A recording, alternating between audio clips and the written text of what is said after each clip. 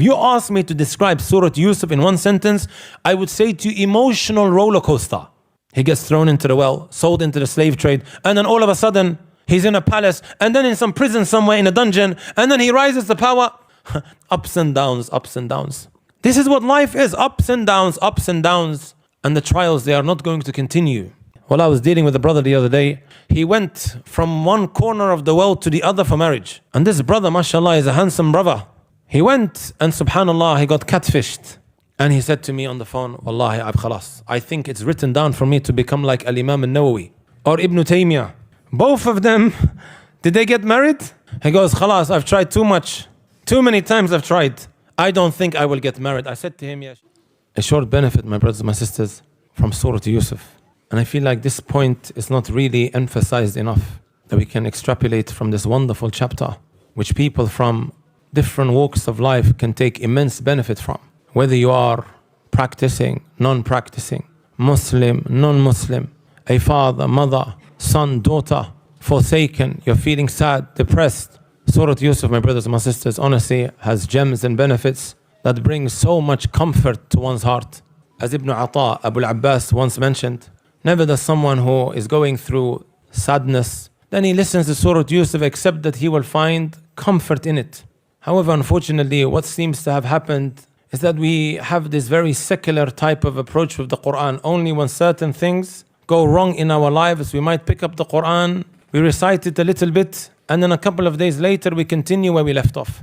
Or we might treat this Quran, my brothers and my sisters, as an outdated history book that we leave on the shelves collecting dust, when it is so much more than that. Wallahi, if we sat here all the way till Fajr and we poured out our emotions and the problems and the struggles that we're going through today, we would be able to find a solution from the Quran, either directly or indirectly. It's all there. This one benefit, my brothers and my sisters, is from my favorite benefits from Surah Yusuf. Two names of Allah subhanahu wa ta'ala that were mentioned 3 times in Surah Yusuf, coupled together.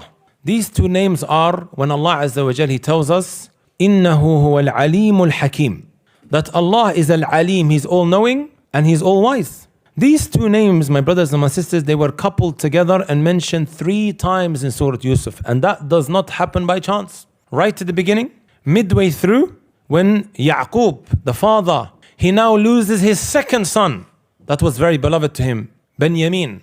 And also the third, Kabiruhum, he didn't come home. So now 3 of his children have gone missing.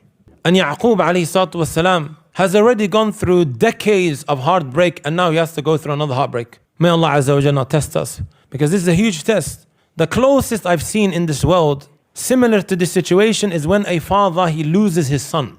That's not an easy experience. I've seen my father go through that. Most of the time, it's the father that passes away before the son, because he's older. Sometimes Allah Azza wa Jal tests a father to lose his children before he has departed from this world. And we know our Prophet Muhammad sallallahu alaihi wasallam, he lost 6 out of his 7 children in his lifetime. All of them passed away before Prophet Muhammad sallallahu alaihi wasallam, but Fatima radiyallahu ta'ala anha, she lived on for another 6 months. That's not an easy experience. Just to go through that, wallahi, it's not easy. With Yaqub, he doesn't know whether they are alive or dead. And that's even more difficult. Normally, when there is a murder case open, the parents that have lost a child or their child has been murdered, they desperately need some closure. You know, the time when it's being investigated and they're looking into it, what's happened, what's not happened, trying to collect the facts. That period is very difficult because there's no closure. We don't know what's happening. How this case is going to conclude. I don't want to go into law, I'm not a lawyer, but you get the point. Until there is closure, the parents, they will not be at peace. Yaqub alayhi salatu wasalam has no idea. Are my children alive? Are they dead? You know, the Mufassirun, they talk about from the beginning when he saw the dream, Yusuf alayhi salatu wasalam, the 11 stars, the sun and the moon all prostrating to him, and he went to his father. This dream at the end of the chapter became a reality. وَرَفَعَ أَبُوَيْهِ عَلَى الْعَرْشِ وَخَرُّوا لَهُ سُجَّدًا. 14 pages in the Quran. It was 14 pages from the beginning all the way to the end. The scholars of tafsir, they discuss how long from the time he saw the dream up until the end of the surah, the end of the chapter, when it became a reality. How long was it? Some Mufassirun, they mention 40. Some they say less than that. Others they mention 8 years. 80 years, subhanallah. If we went off with this view, that's not easy. That's hard, wallahi al-azim. And he still didn't get any closure. Anyhow, my brothers and my sisters, the benefit that I want to share is, we have these two names, right? It is as if Allah Azza wa Jalla is saying to us, you are about to set off on a journey and you will come across events that you might struggle to make sense of. And you have to take these two names and place it in your backpack. When you travel, let's just say to Mount Everest or Mount Snowdon, you take a backpack with you. And you would take in your backpack, you would take that which is essential for survival. You're not going to take your Nintendo or your Xbox. And these two names, it's like we're being told you need it.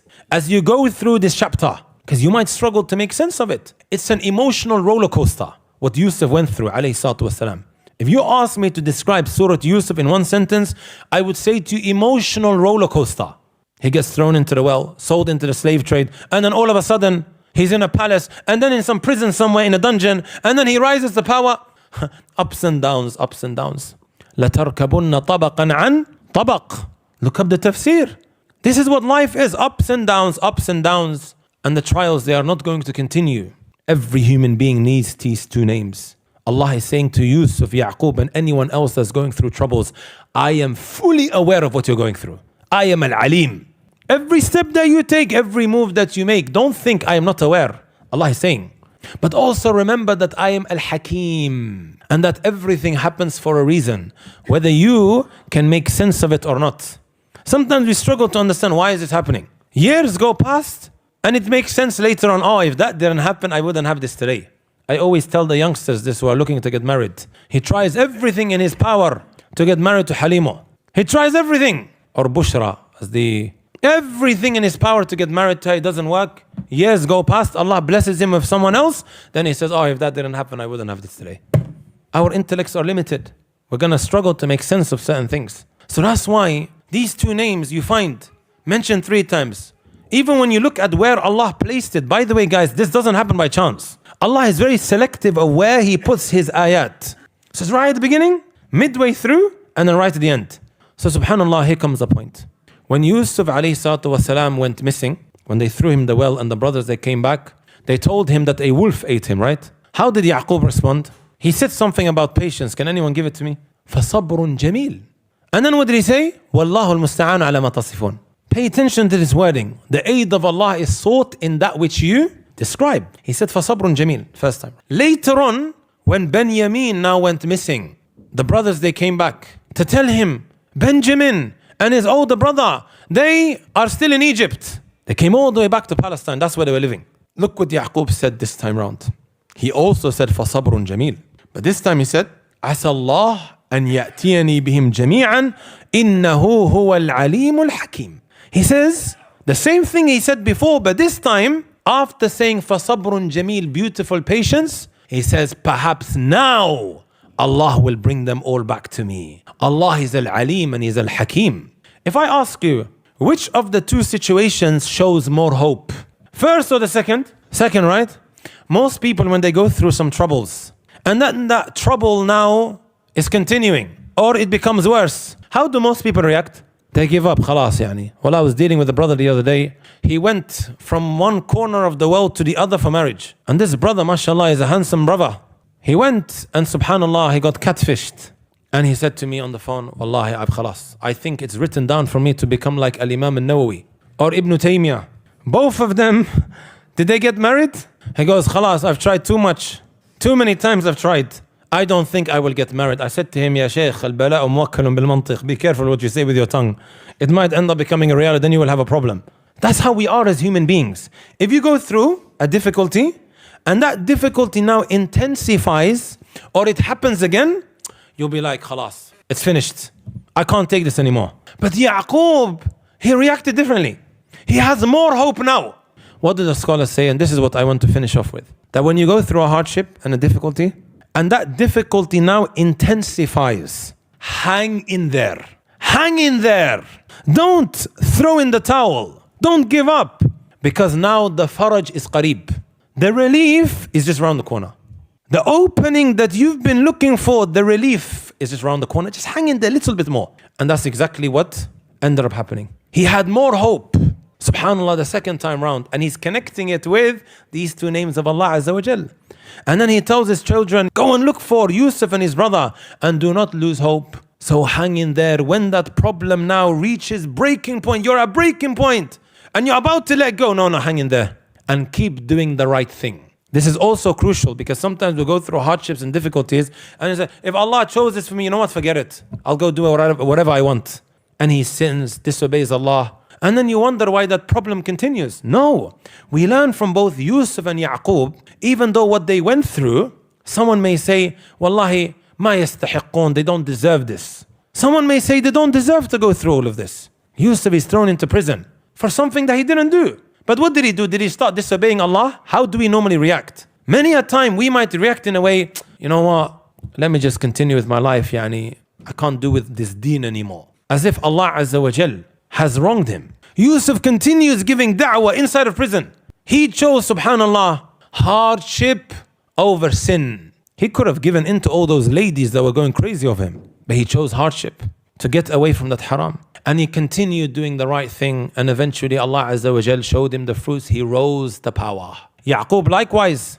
He didn't start insulting Allah. No, he continued doing the right thing. And the doors were eventually opened. Allah yahfadkum wa jazakum Allah khair wa barakallahu feekum.